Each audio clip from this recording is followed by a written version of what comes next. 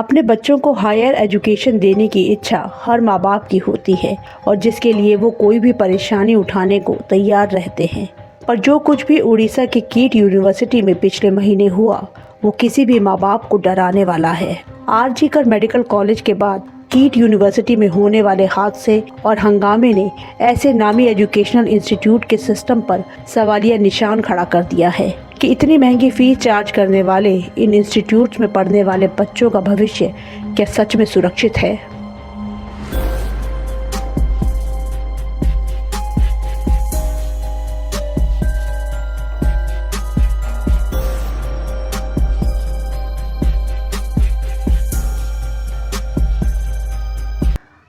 आज की हमारी कहानी है प्रकृति लामसाल की। 20 साल की प्रकृति काठमांडू नेपाल की रहने वाली थी। वो पढ़ाई लिखाई में बहुत अच्छी थी। माता पिता भी चाहते थे कि वो डॉक्टर या इंजीनियर बने, जिसके लिए उसे भारत के उड़ीसा में कीट यूनिवर्सिटी में भेजा गया। कीट यानी Kalinga institute of industrial technology Orissa के भुवनेश्वर में स्थित ये एक प्राइवेट यूनिवर्सिटी है। इसके फाउंडर अच्युतानंद सामंता ने 1997 में इसकी नींव रखी थी। इस यूनिवर्सिटी में 40,000 के करीब स्टूडेंट हैं, जिसमें ज़्यादातर विदेशी हैं और ये काफ़ी नामी यूनिवर्सिटी है। कुछ साल पहले अच्युतानंद ने काठमांडू में एक सेशन रखा था, जहां उन्होंने नेपाली नागरिकों को अपने बच्चों को इस यूनिवर्सिटी में एडमिशन के लिए इनवाइट किया था। इस यूनिवर्सिटी के फ़ायदे और खूबियाँ बताते हुए उन्होंने कहा कि यहाँ उनके बच्चों का भविष्य उज्जवल होगा। इसी सेशन के बाद प्रकृति के माँ बाप ने भी उसे यहाँ भेजने का फैसला किया। 12वीं के बाद प्रकृति ने अपने 2 कज़न ब्रदर्स के साथ यहाँ एडमिशन लिया। वो वहीं गर्ल्स हॉस्टल में रहती थी और इस वक्त वो BTech computer science 3rd year की स्टूडेंट थी। फरवरी में कीट यूनिवर्सिटी में 3 दिन का फेस्ट चल रहा था, जिसके चलते पढ़ाई और क्लासेस बंद थी। हर तरफ छुट्टी का माहौल था और सभी स्टूडेंट फेस्ट के रंग में डूबे हुए थे। 3 दिनों तक चलने वाले इस फेस्ट में कई फेमस सेलिब्रिटीज़ के प्रोग्राम भी हुए थे। 16 फरवरी को दोपहर 2 बजे प्रकृति ने अपने माता पिता को फ़ोन करके बताया कि वो फेस्ट के लिए जा रही है। वहाँ नेट का इशू होता है। हॉस्टल वापस आने के बाद ही वो उनसे बात करेगी। ये प्रकृति के अपने माँ बाप से लास्ट बातचीत थी।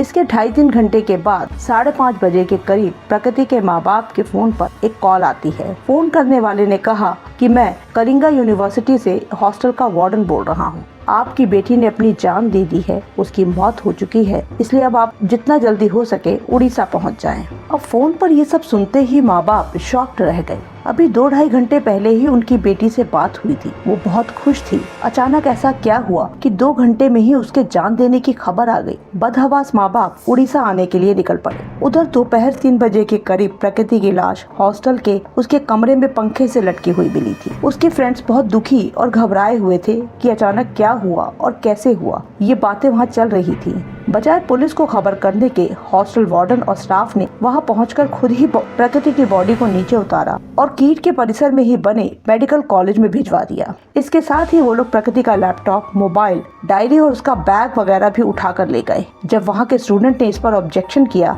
तो वार्डन और स्टाफ के साथ उनकी तीखी बहस भी हुई। स्टूडेंट्स में रोष था कि पुलिस के आने से पहले ये सब करने की जल्दी क्या है, पर कॉलेज स्टाफ ने हॉस्टल गर्ल्स को ही धमकाना शुरू कर दिया और इस मामले से दूर रहने को कहा कि इससे यूनिवर्सिटी की बदनामी होगी। अब प्रकृति की मौत की खबर के साथ साथ वहाँ स्टाफ के बुरे बर्ताव की खबर भी फैलने लगी। सभी बिल्डिंग से स्टूडेंट्स इकट्ठा होने लगे। प्रकृति की मौत को लेकर पहले ही स्टूडेंट्स में कुछ बातें चल रही थी कि इसी बीच एक ऑडियो क्लिप वहाँ सबके फोन पर सर्कुलेट होने लगा, जिसमें एक लड़का किसी लड़की को भद्दी भद्दी गालियाँ देते हुए उसे धमकाता हुआ सुनाई दे रहा था। लड़की लगातार रो रही थी, पर वो लड़का उसे बुरा भला कहते हुए माफी मांगने को भी कह रहा था। मेरे मुंह मत लग, सच बताना कुछ उल्टा सीधा कर दूंगा। पूरा दिन शांति से रहा था, खाली जब आती चली आती है। मेरी मेहनत स्टार्ट किया सर। माफी मांग प्रकृति, मेरे मुंह मत लग। मुझे कुछ माफ कर दो। बोल से बड़ा मुंह चलता तेरे की तरह। इसमें लड़की का नाम प्रकृति और लड़के का नाम आद्विक बताया गया। आद्विक प्रकृति के माँ बाप के लिए भी गलत बातें बोल रहा है। कहा गया कि ये 1 साल पुरानी ऑडियो क्लिप है। इससे पता चला कि प्रकृति को किस तरह से हैरेस किया जा रहा था। उसने 2024 से लेकर फरवरी तक इस लड़के के खिलाफ हैरेसमेंट की कंप्लेंट IRO में दर्ज करवाई थी। IRO यानी इंटरनेशनल रिलेशन ऑफिस, इनका काम ही विदेशी स्टूडेंट्स की प्रॉब्लम में उनकी मदद करना होता है। लेकिन यहाँ प्रकृति की कंप्लेन के बाद भी उस लड़के पर कोई कार्यवाही नहीं की गई। ऐसी सभी बातें जो पहले प्रकृति के फ्रेंड्स के बीच में दबी जबान में हो रही थी, लेकिन इस ऑडियो क्लिप के आने के बाद तो सभी स्टूडेंट बेहद नाराज थे। वो उस लड़के को जल्द से जल्द पकड़कर सजा दिलवाने की मांग कर रहे थे। वो लड़का 21 साल का आद्विक श्रीवास्तव लखनऊ का रहने वाला था और इसी यूनिवर्सिटी में बीटेक मैकेनिकल के फाइनल ईयर में था। ये एक अमीर घर से ताल्लुक रखने वाला बिगड़ैल लड़का था, जिसके लिए ये यूनिवर्सिटी पढ़ाई से ज्यादा उसकी अय्याशी का अड्डा था।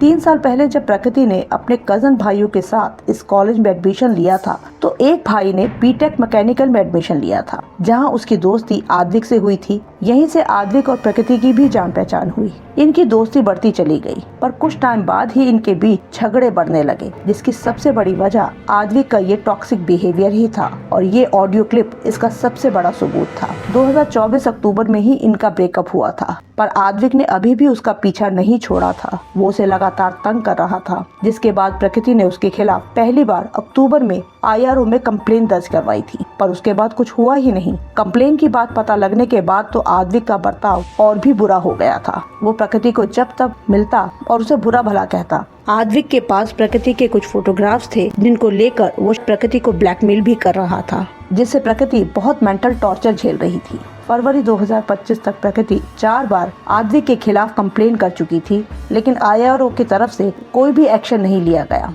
प्रकृति ने अपने दोस्तों से भी आद्विक के टॉक्सिक बिहेवियर के बारे में बातें की थी और उन्हें हैरेसमेंट के बारे में भी बताया था। इस ऑडियो क्लिप को सुनकर ही आद्विक की घटिया सोच और कुंठित मानसिकता का पता चलता है, और साथ ही ये भी कि उसके साथ रहते हुए प्रकृति किस हालात से गुजर रही थी। इस क्लिप के बाहर आने के बाद आद्विक और प्रकृति की कहानी के साथ साथ ये बात भी सबके सामने थी कि किस तरह से प्रकृति की कंप्लेंट पर कोई भी कार्यवाही नहीं की गई। इसके बाद एक मैसेज भी स्टूडेंट्स के ग्रुप पर डाला गया, जिसमें ये बताया गया था कि प्रकृति की मौत कैसे हुई है। इस मैसेज में कहा गया कि 16 फरवरी को कॉलेज की सेंट्रल लाइब्रेरी में आद्विक और प्रकृति का झगड़ा हुआ था। आद्विक ने प्रकृति को बुरी तरह मारा पीटा और उसे मोलेस्ट किया, और इसी टॉर्चर के चलते उसकी मौत हो गई। इसके बाद प्रकृति की बॉडी को लाइब्रेरी से उठाकर हॉस्टल के कमरे में लाकर पंखे से लटका दिया गया। ऑडियो क्लिप के बाद ये मैसेज फ्लैश होने के बाद तो स्टूडेंट्स बुरी तरह आक्रोश में थे। 16 फरवरी की शाम आद्विक को भुवनेश्वर एयरपोर्ट से अरेस्ट कर लिया गया था, जब वो भुवनेश्वर से भागने की तैयारी में था। उसकी टिकट से पता चला कि उसने दोपहर 1:30 बजे ही फ्लाइट की टिकट बुक कर ली थी। अब इस बात को मैसेज से जोड़कर देखा जाने लगा कि क्या उसे प्रकृति की मौत का पहले से ही पता था, कहीं वो खुद इसमें शामिल तो नहीं था। कॉलेज प्रशासन की तरफ से प्रकृति की मौत को आत्महत्या डिक्लेयर कर दिया गया था। प्रकृति के पेरेंट्स को भी बिना पोस्टमार्टम रिपोर्ट आए ही आत्महत्या की खबर दे दी गई, लेकिन जिस तरह से प्रकृति की लाश उसके कमरे में मिली थी, उसे देखने वाले स्टूडेंट्स का कहना था कि ये आत्महत्या नहीं हो सकती। और फिर प्रशासन का पुलिस को देर तक इन्फॉर्म न करना और उनके आने से पहले ही लाश को वहां से हटाकर उसका सामान भी वहां से गायब कर देना। अब सभी को लग रहा था कि ऐसा जानबूझ के किया गया है और कमरे से एविडेंस हटाए गए हैं। शायद कॉलेज ऑफिशियल किसी को बचाने की कोशिश कर रहे थे। इसी दौरान लगातार स्टूडेंट्स प्रोटेस्ट कर रहे थे और प्रकृति के लिए जस्टिस की मांग कर रहे थे। स्टूडेंट्स ने भी अपनी बात कहते हुए वीडियोस बनाकर सोशल मीडिया पे डालना शुरू कर दिया। इस वक्त प्रशासन को चाहिए था कि वो स्टूडेंट्स की बात सुनते और उन्हें जांच का आश्वासन भी देते कि इस मामले में जो भी दोषी है उन्हें बख्शा नहीं जाएगा। कॉलेज प्रशासन का रवैया बहुत ही क्रूर और शर्मनाक था, जिसकी हम कम से कम एक एजुकेशनल इंस्टीट्यूट से तो उम्मीद नहीं कर सकते। रात 8 बजे के करीब सभी विदेशी स्टूडेंट्स को सेमिनार हॉल में इकट्ठा किया गया। वहां जबरदस्ती इनके मोबाइल में रिकॉर्ड किए गए सभी ऑडियो और वीडियो क्लिप्स को डिलीट करने के लिए धमकाया गया और ये भी कहा गया कि अगर उन्होंने ऐसा नहीं किया तो उनका कैरियर खराब कर दिया जाएगा। प्रशासन का ऐसा व्यवहार देखकर सभी स्टूडेंट्स हैरान थे। प्रकृति की मौत के बारे में स्टूडेंट्स पुलिस से बात करना चाहते थे, लेकिन पुलिस के आने के बाद भी इनकी कोई बात नहीं सुनी गई। अब स्टूडेंट्स ने कैंपस एरिया में इकट्ठा होना और इंसाफ की मांग करते हुए प्रोटेस्ट करना शुरू कर दिया। वहाँ उनकी बात सुनने वाला कोई नहीं था। स्टूडेंट्स का गुस्सा बढ़ता जा रहा था। मामला बढ़ने पर कीट के फाउंडर अच्युतानंद सामंता वहाँ स्टूडेंट्स के बीच पहुँचे। अच्युतानंद सामंता जो बीजेडी पार्टी के सांसद रह चुके हैं, ये बहुत ही पावरफुल और सम्मानीय शख्स हैं। पूरे भुवनेश्वर में इनका बहुत दबदबा है। कीट में तो इन्हें गॉड की तरह ही पूजा जाता है। उनके पहुंचने पर स्टूडेंट्स उनसे बात करना चाहते थे, जबकि वहां अधिकारी अपने ही तरीके से मामले को उनके सामने पेश कर रहे थे और वो स्टूडेंट्स को उन तक पहुंचने देना नहीं चाहते थे, जिसके चलते वहां धक्का मुक्की शुरू हो गई और जिसमें अच्युतानंद गिर पड़े। ये हादसा था या इंटेंशनली ऐसा किया गया ये तो पता नहीं, पर इसके बाद प्रशासन के लोग बुरी तरह से भड़क उठे। ये बात फैला दी गई कि नेपाली स्टूडेंट्स ने अच्युतानंद सामंता को चोट पहुंचाने की कोशिश की है। बस फिर क्या था, कीट के स्टाफ और सिक्योरिटी गार्ड्स ने प्रोटेस्ट कर रहे मेल स्टूडेंट्स को पकड़ पकड़ कर पीटना शुरू कर दिया। उनको लातों, घूसों, डंडों और बेल्ट से पूरी तरह से पीटा गया। वहाँ सभी स्टूडेंट पूरी तरह दहशत में थे। उन्हें समझ नहीं आ रहा था कि उनका कसूर क्या है। अपनी बात कहने के लिए और अपने हक के लिए क्या वो शांतिपूर्ण तरीके से प्रोटेस्ट भी नहीं कर सकते थे।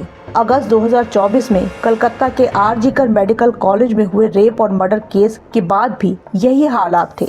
वहाँ भी बिना जांच किए ही डॉक्टर की मौत को सुसाइड डिक्लेयर कर दिया गया था। क्राइम सीन से छेड़खानी की गई थी। प्रोटेस्ट कर रहे स्टूडेंट्स को धमकी और फिर गुंडों से उनकी पिटाई भी करवाई गई थी। यहाँ का सीन भी कुछ ऐसा ही नजर आ रहा था। ये सब 16 फरवरी की शाम से लेकर रात भर में होता रहा। स्टूडेंट्स की बुरी हालत थी। पूरी रात कैंपस में यूं ही अफरा तफरी मची रही, पर कॉलेज प्रशासन की हरकतें यहीं नहीं रुकी। 17 फरवरी की सुबह 8 बजे हॉस्टल में नोटिस भेजकर ऑर्डर दिया गया कि सभी नेपाली स्टूडेंट्स हॉस्टल को खाली करके यहाँ से चले जाएं। उधर गर्ल्स हॉस्टल में वार्डन और कुछ प्रोफेसर्स पहुँच गए। इन्होंने वहाँ नेपाली गर्ल्स स्टूडेंट्स को इकट्ठा करके धमकाना शुरू कर दिया कि तुम सब अपना सामान पैक करो और यहाँ से निकल जाओ। सामान जल्दी पैक करो, तो पुलिस आके पैक करेगा। सामान पैक करो, यहाँ कोई भी मुझे दिखाई नहीं देगा, पुलिस ही करेगा। जो भी यहाँ दिखाई देगा उसके आगे उसका डिसिप्लिनरी एक्शन लूंगी। जिस पर इनके स्टूडेंट से बहस शुरू हुई कि आखिर प्रशासन उन्हें ऐसे कैसे निकाल सकता है। तब इन अधिकारियों ने इनसे जो बातें कही वो बेहद शर्मनाक थी। उनसे कहा गया कि तुम सब यूनिवर्सिटी का नाम खराब कर रहे हो और इसका अंजाम बहुत ही बुरा होगा। 40,000 बच्चों को आदमी खिला रहा है, पढ़ा रहा है, फ्री में बिठा के। तुम्हारे कंट्री का उतना बजट होगा, अब ये सीधे सीधे किसी भी देश के सम्मान पर उंगली उठाने जैसा था। अगर चालू भाषा में कहें तो देश का नाम लेकर उन स्टूडेंट्स को ये जताया गया कि उनकी कोई औकात नहीं है। ये कहने वाली 2 महिला प्रोफेसर्स में से पहली थी एक एसोसिएट प्रोफेसर मंजुषा पांडे और दूसरी थी गर्ल्स हॉस्टल और स्टूडेंट्स वेलफेयर की जॉइंट डायरेक्टर मिस जयंती नाथ। दरअसल कलिंगा की एक दूसरी संस्था है Kalinga institute of social service, जिसके चलते हजारों गरीब स्टूडेंट्स को फ्री शिक्षा और उनके खाने का इंतजाम किया जाता है। इसी बात को लेकर उन प्रोफेसर्स ने नेपाली स्टूडेंट्स को वो शर्मनाक बातें कही थी जो किसी भी तरह से जायज नहीं थी। ये स्टूडेंट्स यहाँ फ्री में नहीं रहते थे, बल्कि 25-25 लाख रुपए की फीस पे करके इन्होंने यहाँ एडमिशन लिया था। स्टूडेंट्स को धमकी, उनसे मारपीट के बाद प्रोफेसर्स के इन बेहुदा बयान का वीडियो भी सोशल मीडिया पर वायरल हो रहा था। बॉयज हॉस्टल में कॉलेज के डीन और हॉस्टल वार्डन पहुंचे। उनके साथ सिक्योरिटी गार्ड्स, जिम ट्रेनर और कुछ गुंडे भी थे। यहाँ कुछ प्रोफेसर्स भी पहुँचे। इनके पास बाकायदा उन रूम नंबर्स की लिस्ट थी जिनमें नेपाली स्टूडेंट रहते थे। इन लोगों ने उन रूम्स में जाकर स्टूडेंट्स को तुरंत हॉस्टल से निकलने के लिए धमकाना शुरू कर दिया। जैसे ही कुछ स्टूडेंट्स ने सवाल करना शुरू किया या सामान पैक करने के लिए टाइम मांगा तो इन अधिकारियों, गार्ड्स और गुंडों ने वहाँ मारपीट शुरू कर दी।